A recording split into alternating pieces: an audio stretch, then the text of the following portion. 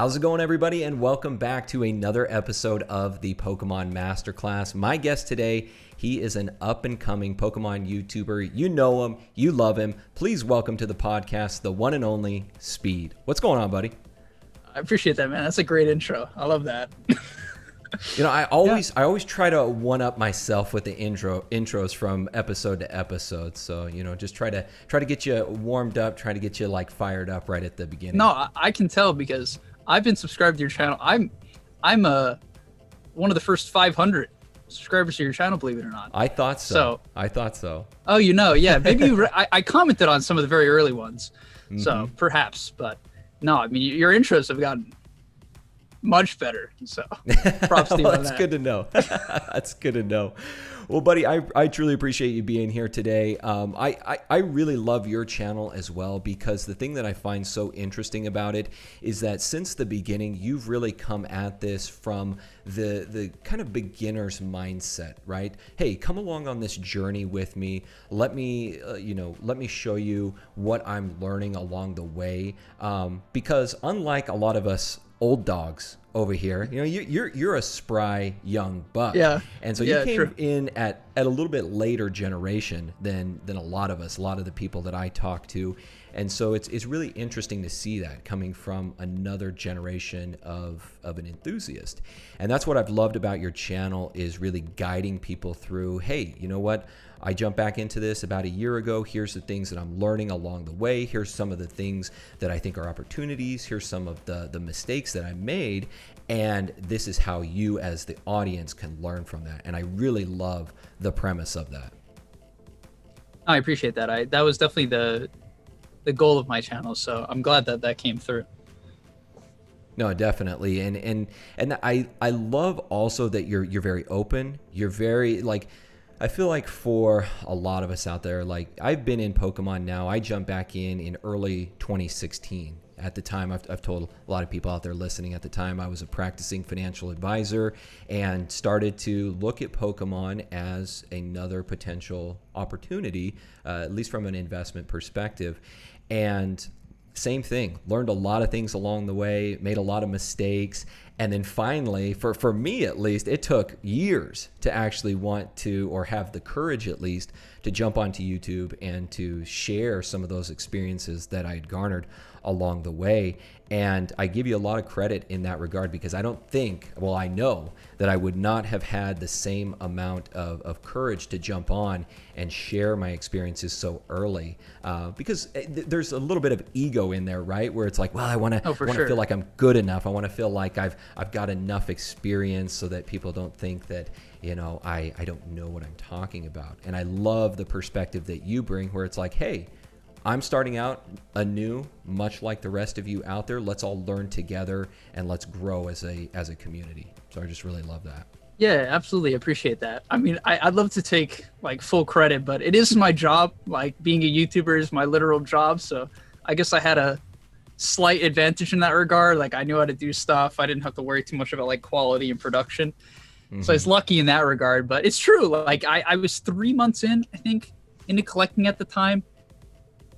Yeah, when I started the channel, it was like 3 months. So it was very nerve-wracking, and I got a lot of comments. I mean, over so many videos calling me like a psycho. I mean, I had this one video where I made a Shining Fates tier list.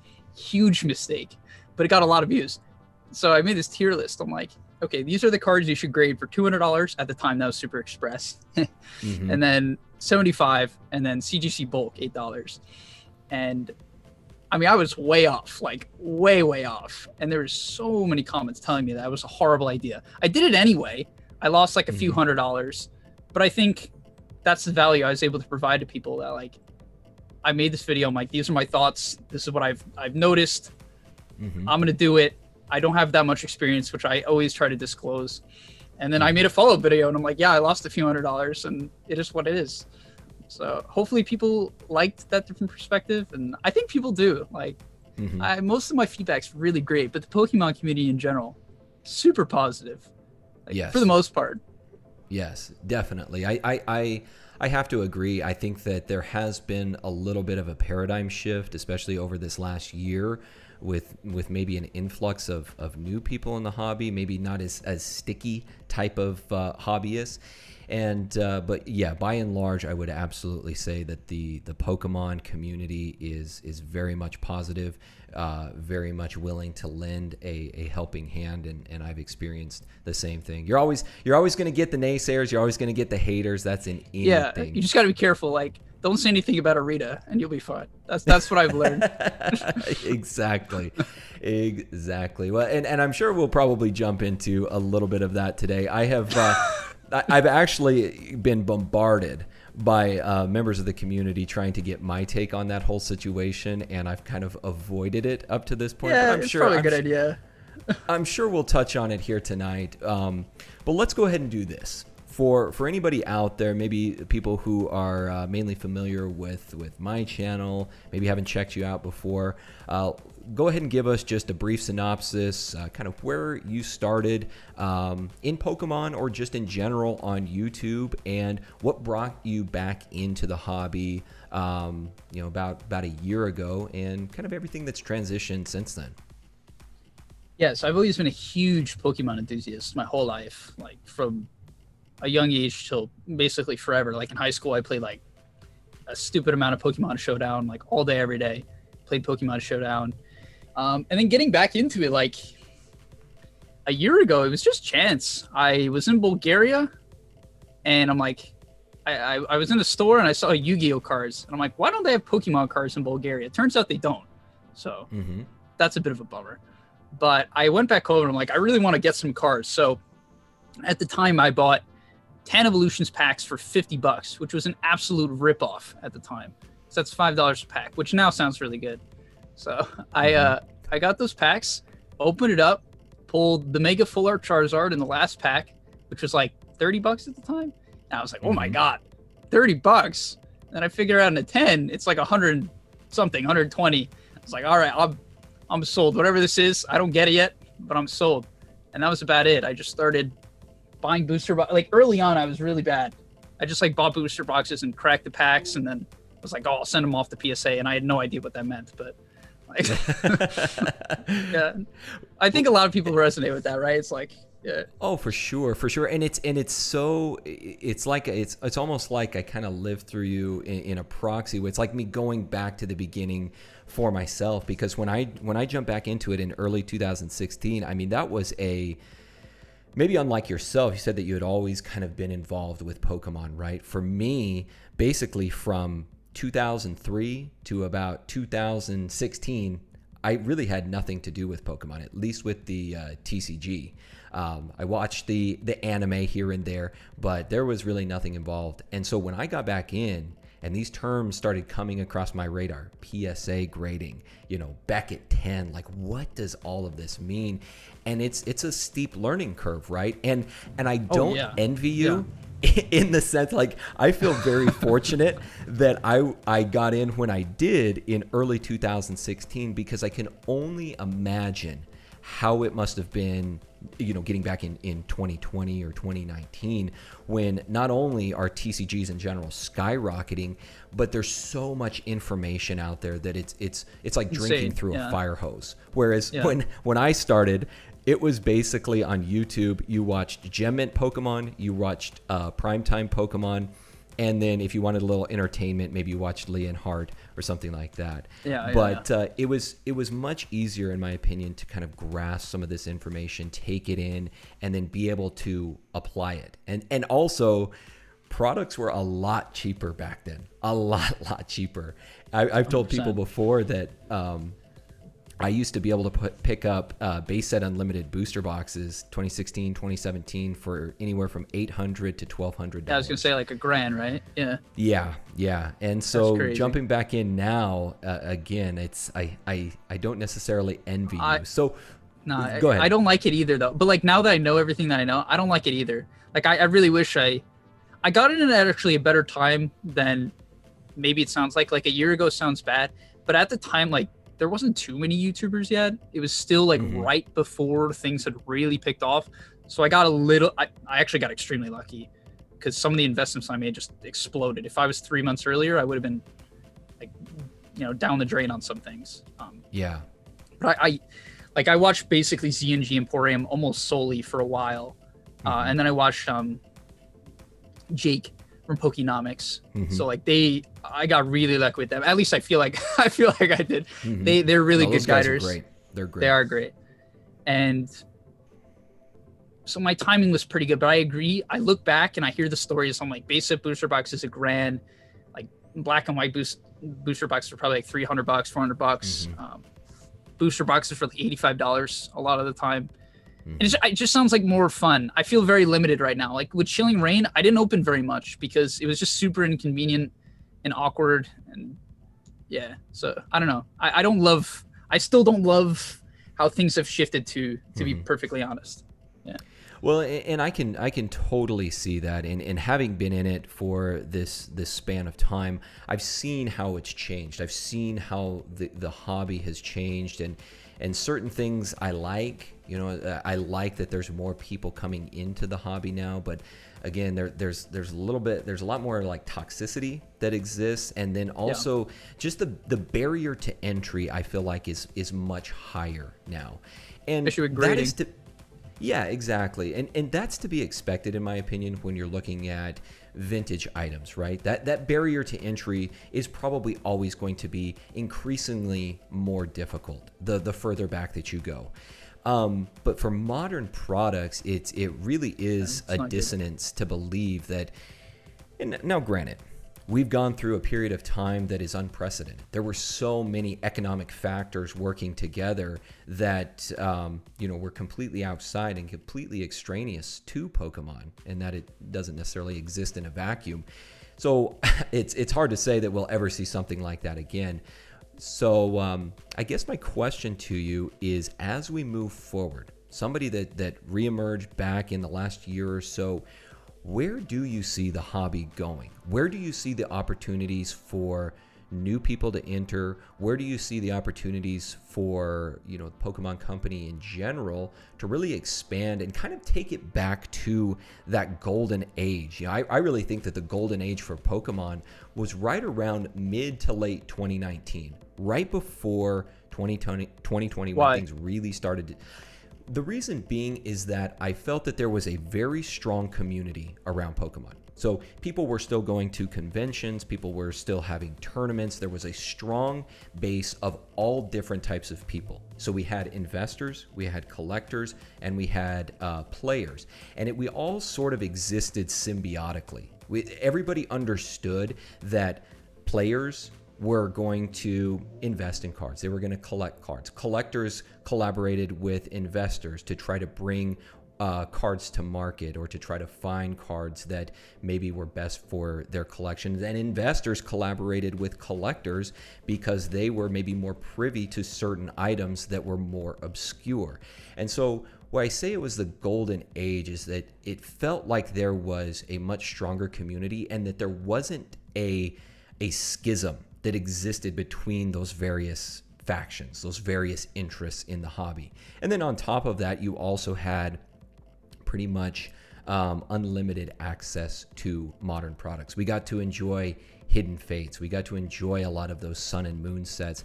And so it really was a great time, in my opinion, to be able to experience this hobby to what I think is the fullest extent.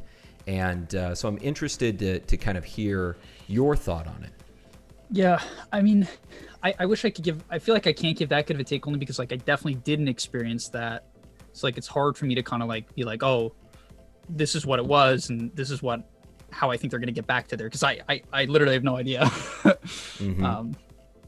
How you explained it does seem like things were just more positive, which I don't think much has to happen for it to go back to that. I think time just needs to pass.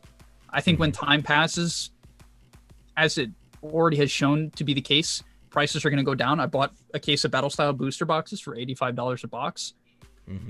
I couldn't have done that 2 months ago. So if that happens with Chilling Reigns and keeps happening, I think collectors will become more happy, and they will stop using investors as, I'm going to say, a scapegoat, because honestly, that's kind of how I see it. Like I don't even feel like... I think people are just mad because of like things that basically couldn't be controlled. That's how I see it. And so like I don't think much needs to happen like through Pokemon. I don't think Pokemon has to do anything. I think they just need to wait. That's I think like because already things are going in the right direction from how I see it. Except with grading. Grading is literally miserable, and it's my favorite thing in the hobby. So I don't, and Pokemon can't control that either. So I kind of want to say nothing. I mean, what do you think? No, I agree with you. I think that it is something that I've mentioned as well, is that the boom that we see, the amount of people coming in, the sort of fickle type of hobbyists, collectors, investors, whomever, they always kind of go by the wayside. We go through these periods of ebbs and flows, right? We saw this even in 2016 during the 20th anniversary. Yeah, with Evolutions, with the release of Pokemon Go, we saw this massive influx. And if you look at it historically, 2016 was a big boom year, and then 2017, the markets really dropped off once again. Evolutions kind of hit a low. The prices for individual cards started to come down. All of those different things. Do you know? Sorry to cut you off. No, do you know, like with Evolutions, did people get like really mad with Evolutions? Because I heard the prices of boxes like were quite high, or like it was hard to get product early on before they like mass reprinted and whatever. Did people get like really mad then too? In the very beginning, it was more difficult to find Evolution because everybody loved it, right? It was also unique in that they released it alongside, or very close alongside, Pokemon Go. So it was a master tactic by Pokemon. And so a lot of people did. A lot of people jumped back into Pokemon through Pokemon Go and then eventually into Evolutions, because that's the natural progression, right? It's the way it's always existed. People jumped into Pokemon via the games and then into the TCG. Yeah. And so it was the same thing there. So in the beginning, I found that it was slightly difficult to get products. Now, I will admit, around that time, I didn't have a whole lot of interest.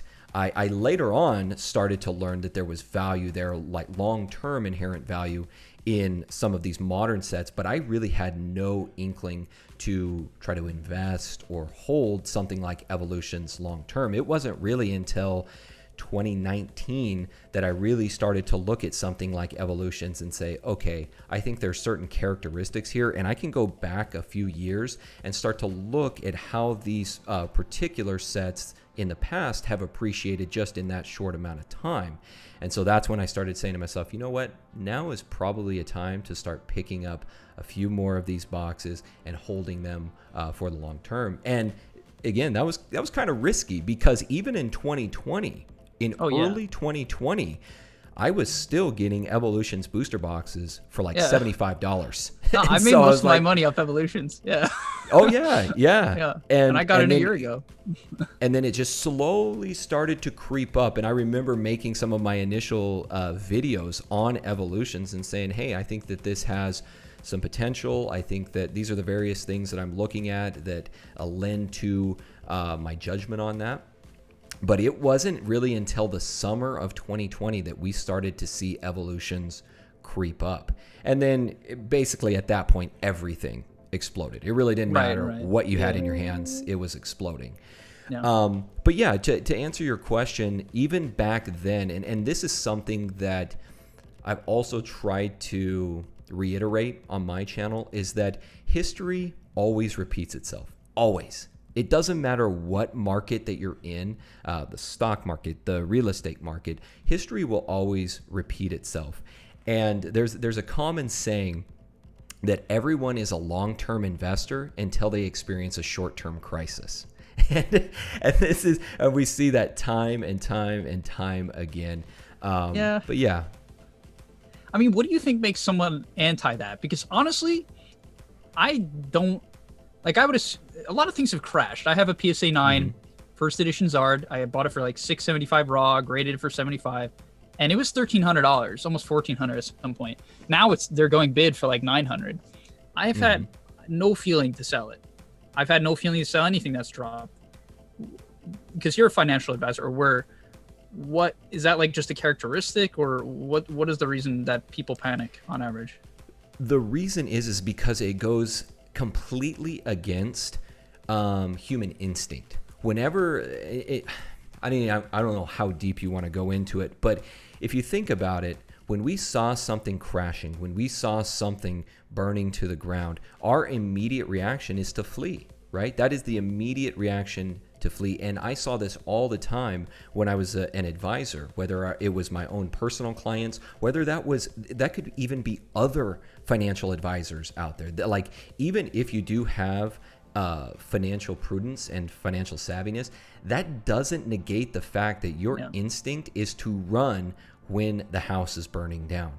And I think that's really what it boils down to. People want to try to save themselves. They look at historical events that have occurred. You look at the Great Depression. You look at the crash of, I believe it was 85 or 89. You look at the Great Recession back in 2008, 2009. And people that maybe have experienced that before, they immediately start to revert back to that. Yeah, which I get, and I think, like, for myself personally, and maybe people who are watching get this too, but like, there's so much information now, like, just in the world, where this last year was like my year for learning investing. Like, really, I didn't know much about investing or money until a year ago. I had a good amount of it because I live at home and I have a job, but I didn't know much. But I started watching YouTube videos, and one of the main lessons I learned was when things go to shit, you buy. Like, you just chill, you just hang out, and if you wait long enough, then you win. It's like, and it's like what you're saying, history repeats itself. So I've almost felt like during this crashing that, and I see a lot of comments saying the same thing, I'm not alone on this, that I'm just gonna start buying more. Like, this is better. I'm glad things are going down. So we have there's a strategy that we utilize a lot in the financial world when it comes to investing in assets. We call it dollar cost averaging. Okay. So what a lot of people try to do is they try to time the market. They try to time when it's hitting, when they think that it's going to hit its low, and they're trying to sell when it's hitting its peak. What we found is that a much better approach is to just put in, especially when it comes to retirement accounts, because you're investing for the long term. That's a great example of investing for the long term, because you have to, because the retirement vehicles that you're investing in prohibit you or charge a hefty tax if you try to withdraw from those accounts early. So there's a good example. So what people do is that you invest the same amount of money over the same periodic basis. So let's say it's $200 every single month. So you're investing that $200 whether the market is up, whether the market is down. If the market is up, hey, guess what? You're doing well just like everybody else. But when the market is down and everybody else has ran, you're picking up those shares at a much lower price. And so then your gain, when the market does come back up, that capital gain is significantly more because you've purchased more shares at a lower price. And that's a similar strategy that many people are utilizing right now with something, you talked about it with Battle Styles, $85 a booster box. It is very unlikely, and I've talked about this myself, it's very unlikely that an asset like that is going to fall below that particular price. Now it can, right? We've seen that before. I just talked about Evolutions, $75. I've seen it with Roaring Skies. We've seen it with other sets before that have fallen below what we consider distributor level pricing, which is typically around $80 to $85, okay? So it's very unlikely, but it can happen. So essentially what you've done is your cost basis, your purchase price of that initial asset is really at the bottom. So if the market comes back up again, and here's another thing to illustrate here. No matter what the market does, okay, over the course of time, what long-term investors do, they don't care about all those ebbs and flows over time. They care about their initial purchase price and where it's at, 5, 10, however many years in the future. Everything that happens in between there is really, it doesn't mean anything to them. Yep. So for me, I focus a lot more on what is my cost basis? What am I purchasing into this asset for? Because you can look at it in a similar way. You can say, okay, I'm buying a Battle Styles booster box for $85, and maybe it only gets back up to MSRP. Let's say it only gets back up to $150. You can calculate the rate of return on that. And people are like, well, it's $150. But you can also look at something like let's say a Hidden Fates Elite Trainer box, where people were purchasing those for $250. Or did I say I said Elite Trainer Hidden box? Fates Elite Trainer box. Yeah. Okay, good, They were good. that much. Yeah. Yeah. $250, and let's say that it appreciates then, because it has fallen. Let's say that then gets up to $350. Well, guess what? Your rate of return is going to be roughly about the same.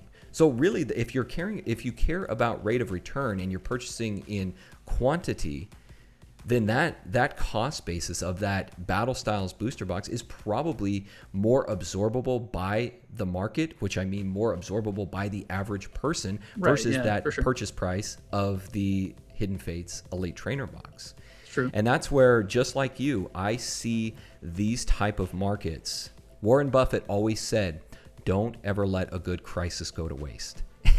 And those people that kind of understand this mentality, those are the ones that I think you will see have the most success over the long term. Because guess what? We grab those cases, we throw them in the closet, they collect spider webs for 3, 5, 7 years, and then we turn back around. Maybe you set a timer on your phone, and then guess what? You turn back around and see where it's at. Because with something like sealed products, and I'm talking way too much, I need to turn it back over to you. I get it, it's your passion. But with sealed products, that's one of those assets, you can call it, that the supply of those is always going to go down. Again, everyone's a long-term investor until they experience a short-term crisis. So the supply of those sealed products is always going to go down. However, the surplus or the population of single cards, call it from Battle Styles, is always going to go up. Look at YouTubers. Look at the amount of people 3 years from now. I guarantee there's going to be a ton. If Pokemon YouTubing is still a thing and pack opening channels are still a thing, guess what? They're going to say, hey guys, we got this box is 3 years old. We're going to open it up today. It's $350. We're going to open it up today. And then all of that supply, those sealed products just start to get cracked open more and more and more. No, absolutely. I mean, unless it gets reprinted, which, was kind of a bummer. I mean, it really shocking for Sun and Moon base set Elite Trainer boxes. That one was actually kind of scary. So I fully agree with your point, right? Like, got to take advantage of the crises. But that one was rough to me, and actually a little bit scary that they did that. Because I just bought 2 Elite Trainer boxes from Sun and Moon for $50 each, which people lost some good money on that, right? I mean, well, here's something else to consider as well. Like, it goes back even further than that. I haven't told anybody this, but for us at the company that I'm starting now with our distributor, they sent us a whole list of booster boxes that we could buy. You'd be amazed at the ones that were included in there. I'm talking every black and white era booster box. I'm talking... Now, these weren't reprints. Now, let me make that clear. These were not reprints. Yeah. But these were things that these distributors were just kind of keeping to themselves, and then they release it back onto the market. So they do that, right? They do that periodically, where they'll create this cachet of these older products, and then they'll kind of unleash it back onto the market again. So for a lot of people listening out there, sometimes when you see those dips in the market, there could have been a release from distributors back onto the market or back into card stores. So we had things like Ancient Origins booster boxes, Evolutions booster boxes. Now, the price that they're releasing it back to you is basically slightly under what market price is currently. Right, I would imagine, yeah. Right. So it's not just recent sets that are susceptible to that, but it can go back, a while. It can go back a while to many earlier sets that they then put back into hands of card stores or third-party dealers or whomever. And that's something that I don't think a whole lot of people are privy to. No, yeah, I didn't know that. That's very cool. So I was quite surprised myself, but kind of learning, through this whole process that they do this periodically. So, but going to your point about the reprints, what I would say, and that's typically why when we say a long-term type of investment, now in the financial world, a long-term investment is 5+ years. Okay, so when I look at an asset in Pokemon, I'm looking at that time horizon, and the reason that I like that is that that's typically well past the amount of time that a set has gone out of rotation, and that Pokemon is really willing to reprint those type of products. When we were going through last year and we started seeing things like the Kanto Power Collection boxes, things featuring evolutions, a lot of people thought, oh, they're just reprinting evolutions.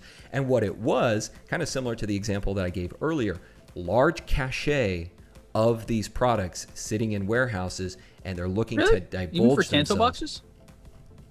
Yeah, that's where they were. There was a lot of them. Like, There was a ton, dude. I'm telling a lot. And so another thing, evolutions was the highest grossing set in Pokemon of all time.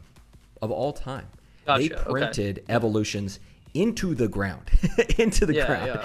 And so going throughout 2020, now I have nothing to back this up, but my assumption is that Pokemon saw the massive popularity and gain in the Pokemon hobby, and they thought now is a perfect time to try to divest ourselves of this inventory, get this into boxes. A lot of people entering the hobby, a lot of that nostalgia, remembering evolutions, and just trying to get it into those various products.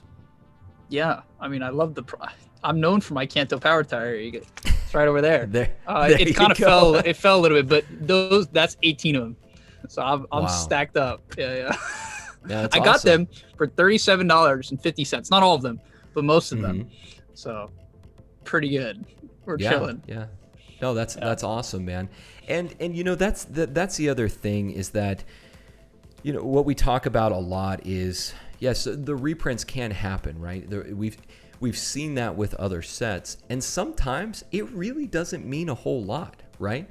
We saw that with like Hidden Fates, where even with subsequent reprints, subsequent reprints, the impact on the overall value on the secondary market wasn't that tremendous. People thought that they were going to tank, and they really didn't. Yeah, for sure. And it really has only been since recently that we've started to see retraces on Elite Trainer boxes, tins, things of that nature, and it's really across the board, right? Well, I actually tracked the Elite Trainer boxes for Hidden Fates like relatively closely, and they dipped to about like 120 on eBay, and now they're actually back up on average. Like you can't really get them for less than 140, 150, which I actually expected to happen because I'm like, it just made no sense to me that the Elite Trainer box price per pack was the same as a tin, considering you got a $20 promo. I think it's like $10 now, 10, 15, but it's still like 130 and a 10, PSA 10. It's still like 15 and 9.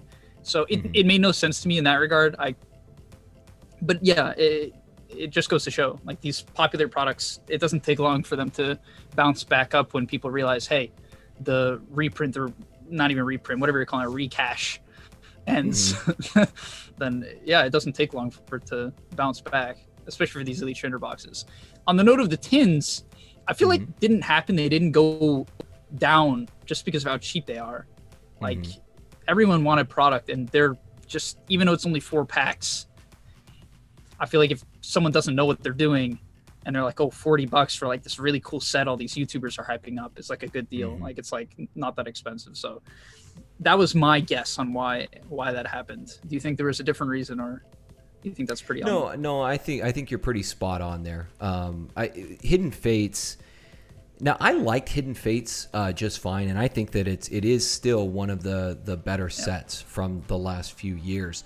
But there is definitely a kind of a bias in there, because it's got the Charizard, it's got a lot of great chase cards in there, but I think that there have been other sets since then. I thought that Shining Fates was right up there as well. I thought that Chilling Reign as an entire set, I thought Chilling Reign, now it doesn't have a Charizard, and I know that means a lot to a lot of people, but Chilling Reign as an overall set, I think is fantastic. Now, you can't pull any of the chase cards from there. I know, but the potentiality of it, and the actual set list, I think is fantastic. No, it's super true. However, I will say, I opened up a booster box recently. Here, wait, let me show you my pulls from one booster box. I couldn't believe it either. So All right, this is one booster box of Shilling Rain. All right, got the Oh, big boy. nice. Yeah, Yes. you love to see that. And then I'm like, okay, surely that's it. So we get a full art trainer, Blaziken Oh, VMAX. Okay, like, you know, I'm a Blaziken collector, so this is great. But this is where it gets crazy. mhm. Like, I pulled an alt art. I'm like, okay, surely it's done. Oh, Another alt wow. art, and then a full art. So Oh, from one box. And before that, I opened up another box and I got one trainer card. So I would say generally mhm. you're right. You can't really pull the chase cards, but I just thought that Yeah. was funny. Very, On that very note, inconsistent. Go ahead. Go ahead. extremely inconsistent. But on the note with Shining Fates, I don't get it either. I think Shining Fates is one of the most fun sets to open. Personally, I don't have as much of an attachment to Gen 1, which I think is a reason for that. But the single prices, in my opinion, are just like so low right now. Mhm. If you're looking to buy singles, I wouldn't necessarily buy like a ton of them. I think it will take a while for them to go back up because of how much was printed and whatever. But they're so low. The full arts, which are really cool, are like $4 or $5, which is Right. practically nothing for very hard cards to pull. The full arts are not easy to pull. Like a lot of the V's and baby shinies, meh, but like the Senna scores, Toxtricity,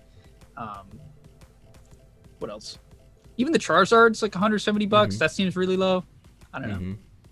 So, Yeah, well, something and to consider. piggybacking off of that, I would also say that along with certain sets being, quote unquote, undervalued, one of the things that I have seen just continuing is how undervalued I think CGC 10s and CGC 9.5s are. And it's across the board, whether it's modern cards, whether it's vintage cards, the price differential from those to like a comparable PSA or even Beckett, it is astronomically different, and it's crazy to me. Yeah, but it makes sense to me. Like, for me, how I see it is it's just not cool to have a 9.5. Like, I think it's as simple as that. Like, I look at the card, I'm like, or even this, it's like, why is there a 0.5 in it? It's just like, it just doesn't look good. And so when it's a collectible and a large purpose of it is just to look at it, it's like, okay, well, I get that we can look at it from like the literal quality of the card standpoint, but frankly, then just don't grade it in the first place. Like, Yeah, so, and I would agree with you. I think and that's how a lot of collectors, I would say, are. Like, for them, it's the sentimental attachment to it, Yeah. right? So the grade itself probably doesn't mean a whole lot, more or less from the encapsulation and authentication standpoint. That's probably what Right. means more to them, just knowing that their prized possession is a legitimate product and it's been encapsulated, it's safe, things like that. But from an investment perspective, when I look at something like that, and I look at how few CGC 9.5s and especially 10s, I never see For CGC English. 10s for Yeah. English. Yes, for Yeah. sure. Out on the open market, I just think to myself, Oh, for like, sure. wow. I have the same thought. Yeah. No, I've thought that a lot too. Because I've gotten 100 and something cards back, 0 10s. And I just want to, blow my brains out. But I get it. Like, they're nowhere. I don't know how people get 10s, especially if they have no subgrades. I have no idea how you get a 10. Yeah, exactly. So- And that's the other thing that I wanted to ask you about is, we've been talking about like individual cards and kind of the value and kind of where things are progressing moving forward. I'm interested to get your take. So I put out a video last week. I caught a ton of flack off of this video. But I'm interested to get your take on what you think the future of modern single Pokemon cards, what the future of those hold, and then juxtaposing that with the future of modern sealed products. I'm just gonna throw that out there to you. I don't want to give a ton of information. I just want to get your initial thoughts on it. Yeah, initial thoughts. I think it'll be fine. I think everyone likes to be like so negative. So my first thought is like, the singles are going to be fine. They're going to go up. Maybe not a ton, but I think they'll go up. And I think the sealed product will go up. And that's like my initial reaction, but that's my initial reaction with almost everything. Like when I say go up, I mean like over, like the long term, the basic long term of 5 to 10 years, which is what I am more so playing for. I also play for flipping, but like that's the two things I play for. I play for flipping and I play for 5 to 10 years. I don't play for 2 months. I don't like playing for 2 months, 3 months, a year. That's not, I don't like it, and it's super risky. So for sure. What did you say? Why did people hate on you?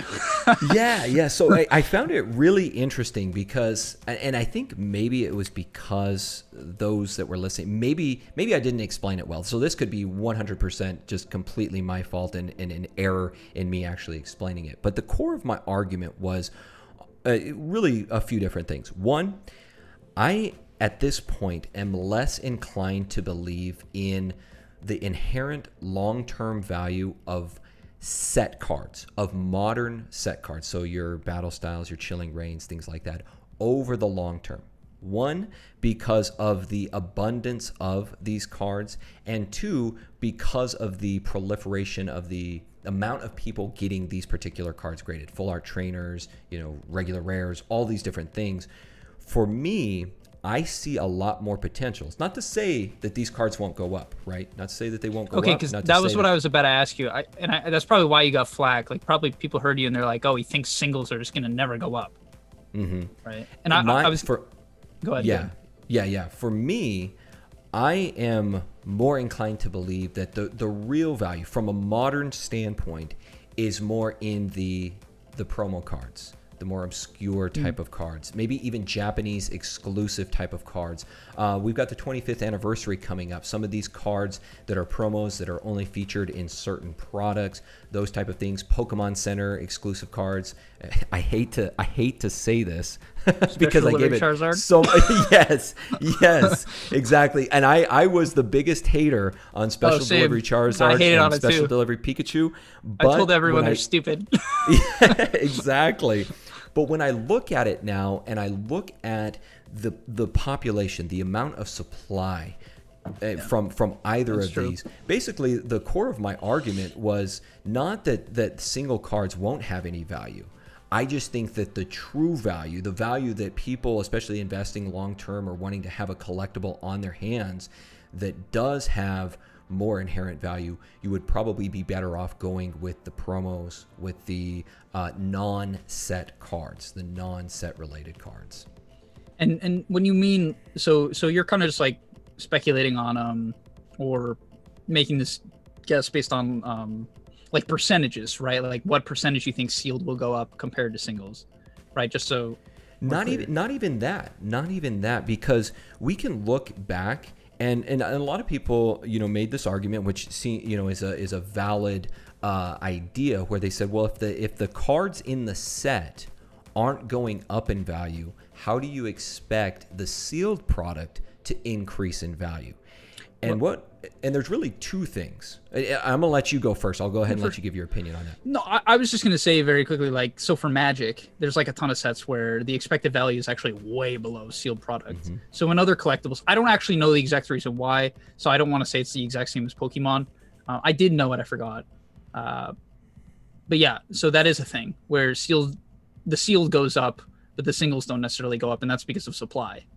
Mm-hmm. And that's exactly right. It exists in Pokemon, and we've got previous sets where we've had this, right? We've had this even in the past with evolutions. You can look at a set like Emerging Powers from Black and White. I believe it's the Tornadus and the Thunderous in there, that raw cards. Now this is basically not taking into account graded, like a PSA 10 or something like that. But the market price on those cards raw is like $8.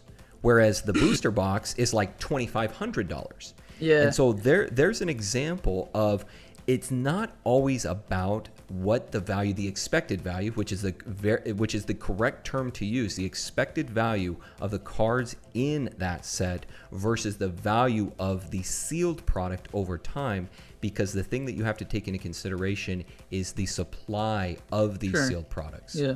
I have a Black and White basic booster box. I considered opening it. I looked up all the cards.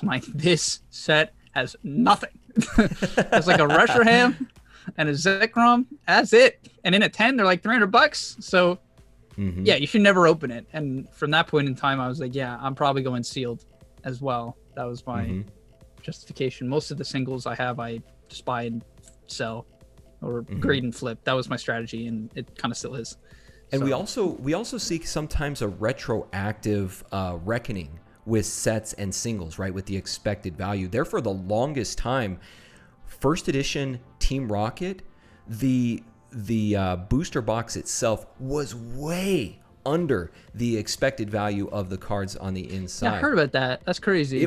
It was crazy for so long, and I was looking at it and I was telling people last year, I was like, I can't believe that this is still happening, where the booster box was going for like $8,000, but the expected value of the cards where it was like 15 to 20 grand, and it was just, it was crazy and stuff. Yeah, Exactly. So sometimes you have that, and that could happen, right? That could happen with sets where because the sealed product increases so much in value, the demand for the cards on the inside, sort of that psychological aspect of wanting to get those singles because you see something, you see that first edition base set booster box just climb in value. Logan Paul opens it, or another famous YouTuber opens up an older set, and people are like, well, man, I can't afford a whole booster box, but I can go out and I can get the singles. Maybe I get them in PSA 10 or get the raw cards, and you slowly that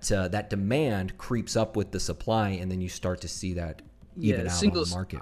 There's no doubt in my mind singles are more risky. Like, I feel like everything I've watched has just pointed to that. So I can't like explain exactly why right now, but I have yet to see a video where it's like singles are so much safer and this is why, and have some convincing arguments. So I'm with you on that. And even evolutions for a period of time had really high expected value, like really, really high expected value.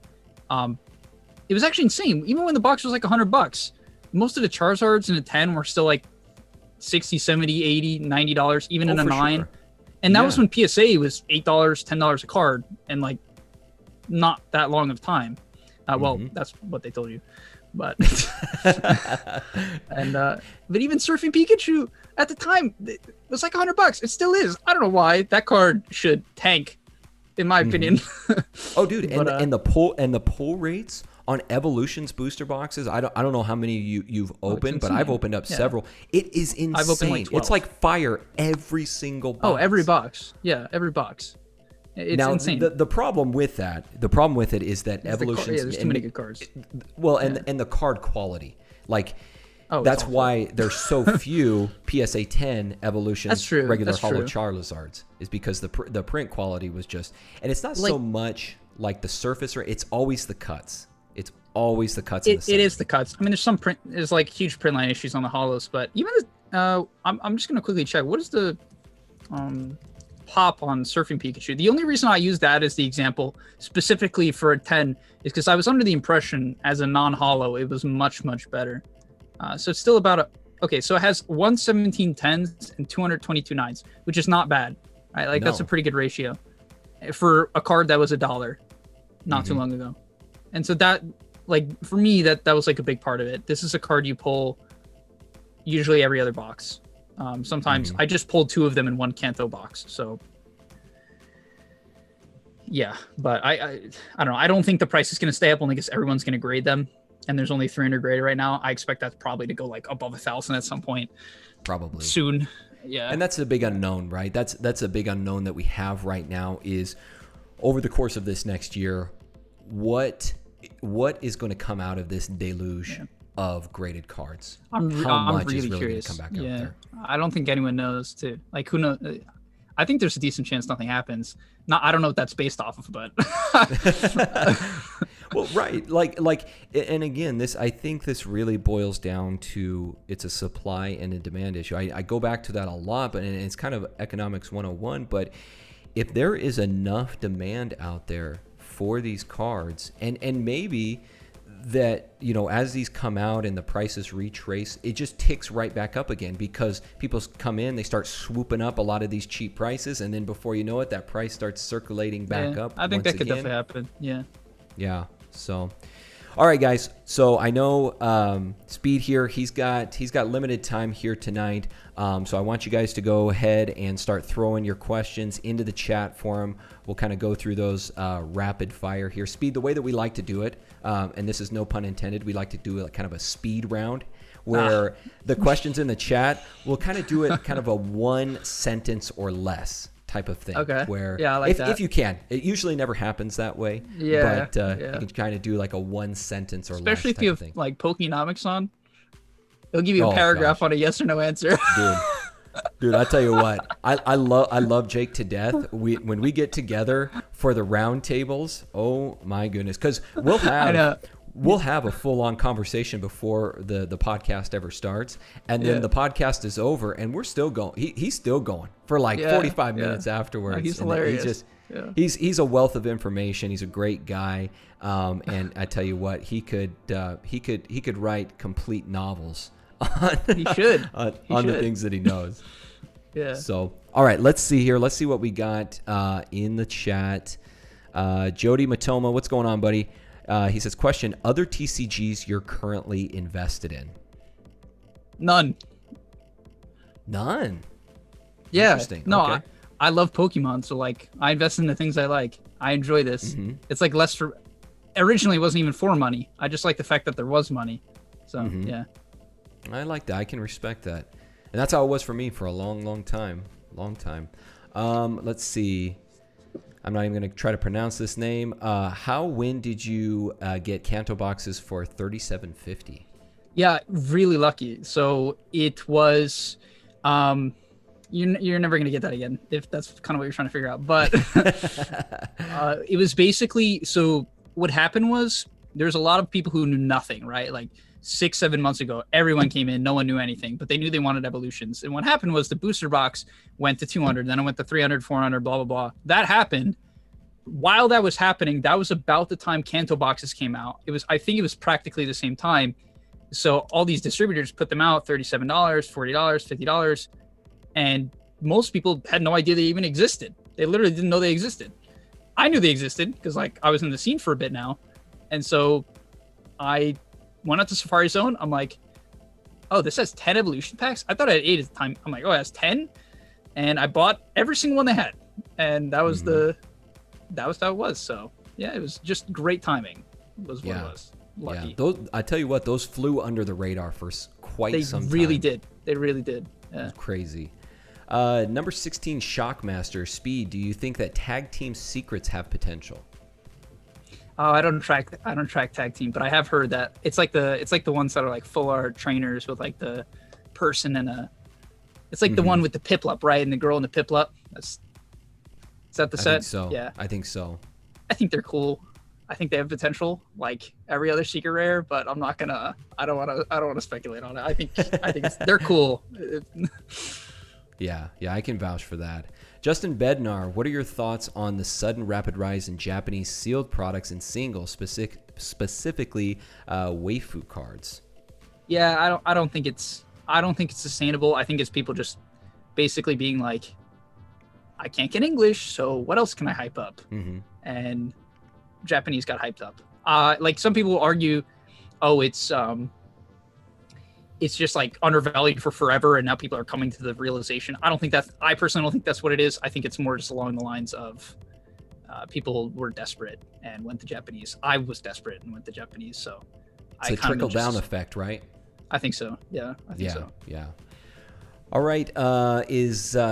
Is buying selling TCGs your full-time job or no? No, I'm a YouTuber and I teach people how to play video games. That's my job. Dude, it doesn't get much better than that. There's people out there going that are very jealous, very envious of that. I can guarantee it. Yeah, Specifically, my nieces and nephews. Hey, if they have any questions, I can hook them up. Yeah, I'll send them your way, man. Sounds good. Speed, this is from Jenny Bo. Speed, who's your favorite thumbnail editor? I'm gonna guess that it's Jenny Bo. Yeah, it happens to be Jenny Bo, believe it or not. So, what's up, Jenny? Awesome. How are you? Hey Jenny, if you need any more thumbnails to edit, Speed, you can send her my way as well. I'll let her know. I mean, she's great. It's my sister, so I'll well, there probably you go go. upstairs. I'll go upstairs and I'll ask her right after this. Joel Guerrero, one card from Hidden Fates to buy multiples of. I would say any of the popular baby shinies or the lower priced full art. So I think Ho-Oh is undervalued. Like I don't like saying that word. It like makes me feel bad when I say undervalued because like you never know. But like my intuition is that it's okay. I'll just say it's undervalued. Ho-Oh, Gardevoir, Greninja. I like those. I like them. Yeah, I would buy those. And then like Lucario, the baby shiny Lucario, Scyther. I think those are good. Yeah, for sure. Zeke Malix, what do you think is going to rise in price out of the modern sets in the next 10 years aside from Hidden Fates and Shining Fates? All of them? Can I just say that? Probably. Like the most, or yeah, maybe I'll answer for the most because I feel like that's probably what he's trying to ask. Otherwise, it is all of them. But the most, I want to say Hidden Fates, but maybe I'm biased. But I think it's Hidden Fates. Yeah, I agree. This one's for me. We'll save you for last, Ryo. Do you guys expect Celebrations to be printed to the moon like the 25th anniversary set, or will it be a bit more limited? No idea.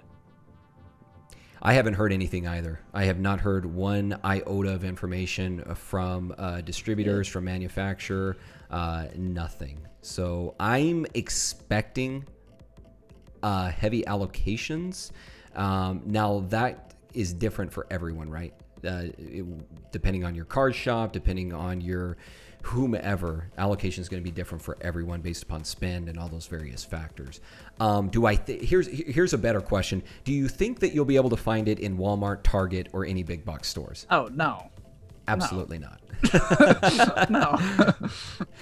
So there you go. I think that maybe at least gives you a little inkling of what to expect. Mason Berry, what's the biggest card you slept on that you wish you snatched up when you had the chance? So the main ones, when I got in early on, I took an immediate liking to Legendary Collection reverse holos before they were like pumped to the moon.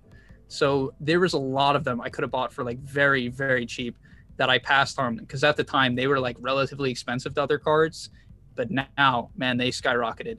And then any PSA 10s, actually, there was a lot of Blazikins that I just didn't buy early on because I wasn't that invested yet, and I wish I bought them. Like there's a rainbow rare one from I think Celestial Storm. I could have bought one for $50. Just makes me so sad every time I think about it. Yeah. We all have those moments, man. I can't even count the amount of times that I've said those words to myself. The Legendary Collection, man, that set's dope. I love that set. Yeah. Dude. And that's the funny thing is like when I was, not so much when I got back into the hobby, but as I started to progress, there was like this consensus that everybody hated Legendary Collection. And I remember back in the day, even when it came out, I loved Legendary Collection because I was like, hey, like there's no more base set, there's no more jungle, there's no more fossil, there's no more Team Rocket around really. Now we got these cards in this firework pattern, the first like reverse holos. Yeah. Like I absolutely loved them even back then. And I remember, so here's a very funny story. I won't take up too much time, but the very first video that I watched on YouTube of a Pokemon card opening back in 2016, I want to say this was February of 2016, was Gem Mint Pokemon, and he was opening up Legendary Collection packs. And that was my first introduction back into it. And I was like, oh my God, I loved that set. And that started me down the path basically to where I am today. Yeah. And you know, it was funny. I actually, a huge reason why I believed in evolutions was I saw it as exactly Legendary Collection. I thought they were 1-in-1, which I don't think a lot of people have put this together, but I actually think they're 1-in-1. It's a set that's a reprint, so it gets flack as time develops. It got printed a lot as well. I think Legendary Collection got, actually maybe it didn't, but it got flack a lot, but the pull rates are good. And the reason why they're good is because of reverse holos. It's like in evolutions. The reverse holos, if you pull the right ones now, are actually worth quite a bit. And it's fun in that regard, where even when you get a green code or your average bad pack, you have the chance to pull something, which I always find fun. It's why I like Shining Fates. It's why I like Hidden Fates. It's more enjoyable. So yeah, I never got it. I I heard that like from some YouTuber. I'm like, what are you guys smoking? How do you think Legend? How is this set bad? Yeah, yeah, totally, totally. All right, let's see. Swami, do you like the alternate art base set Pikachu? Oh, it's super cool. I think it looks great. Yeah. Mm-hmm. All those cards that they released or revealed rather for Japan's 25th anniversary is so cool, man. We talked about surfing Pikachu, flying Pikachu today. Exactly. Yeah. Like so cool. No, really awesome. Matt Boyce, what's your 1-year plan? For Pokemon, hope PSA drops their prices, hope CGC drops their prices, and then probably buy a lot of singles to grade if prices drop. I'm not going to say when, if prices drop. I'm going to just continue to look for deals on people who are getting out of the market, like open up packs or getting out of the market and then selling their singles. So that's probably a big thing. I'm not a single investor, but like that's just an idea I had. I think people are going to panic sell their singles. I'll try to like get really good deals on that. And then I'm just going to buy a case or two of every new set that comes out. And that's about it. So wait on grading, buy the new sets, and buy off the Timmies when they're selling. That's it, brother. Well said. Last question here. Let's see. Swoop the Scripter. Do you think the prices of Japanese evolutions are going to stay or drop? I.e., alternate art Umbreon is $1,000. What, a 10? It's not $1,000. Raw, it's $500. Now it's like $400. Mm-hmm. So if you meant it at 10, I think it will drop short term, and then I think it will go back up because people like evolutions. So, yeah. And I'd like to get your opinion on this one. Japanese or English, what do you think is the best set to be released from the Sword and Shield era? I